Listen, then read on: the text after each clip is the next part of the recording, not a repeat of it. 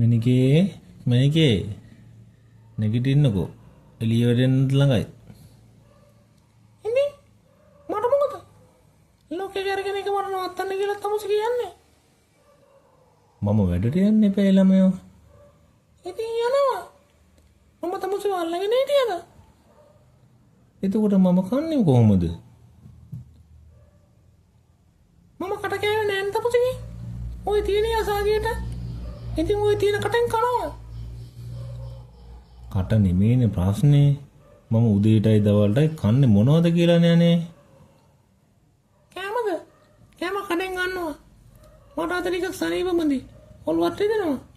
තමුසට ඒවා කිසිම ගාණක් නෑ. ඉතින් ඊයේ රෑ ඔයා හොඳට නිදාගත්තනේ. ඔය ප්‍රශ්න මුකුත් තිබුණේ නෑනේ. ඒ ඊනේ මේ අද ඊ හොඳයි අද අමාරු. ඒ කොහොමද ප්‍රශ්නයක්ද? මේ කිටි ඉතින් සතියකට දවස් 3ක්වත් උදේට ඔළුව රිදෙනවා, බඩ රිදෙනවා. ඔක්කොම රිදෙනවනේ. අයියෝ මගේ කරුමේ. මම තමුසෙ කුඩු කුඩු ගාන්නේ. නෑ මුකුත් නෑ මගේ මැනිකේ. මම මේ කිව්වේ අපේ ඔෆිස් එකේට ඌටත් මාසෙකට දවස් 2-3ක් බඩ රිදෙනවා. එහෙම කියලා හාෆ් ඩේ දාලා ඌ ගෙදර යනවා. මට ඒක මතක් වුණා ඒකයි. බලනකො ඒ මිනිස්සයා වයිෆ්ට කොච්චර ආදරේද කියලා. ඒකට තමුසෙ උගේ බඩ රිදෙන එකෙන් ඔයා කොහොමද උගේ වයිෆ්ට ඌ ගොඩක් ආදරේ කියන්නේ? මොකක්ද ඒකේ තියෙන තර්කය? අනේ මේ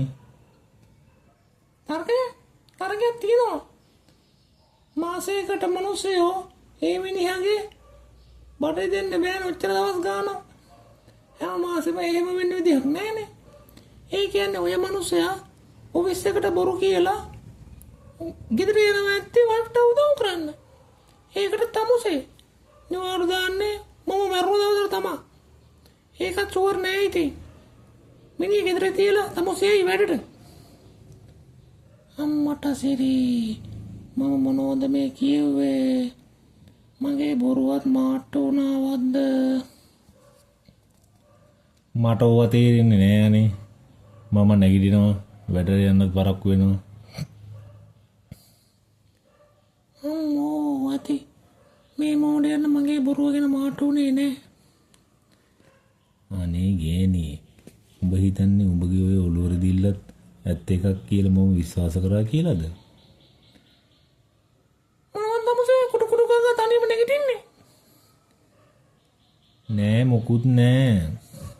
වැඩට යන්නත් කම්මැලි වගේ කියලා හිතුණා. ඒත් කමන්නේ යනවානේ. ඔයා ටිකක් දවල් වෙනකන් නිදා ගන්නකෝ. උදේට කෑම එකක්ම ඔන්ලයින් ඕඩර් එකක් දාලා ඔයාට එවන්න.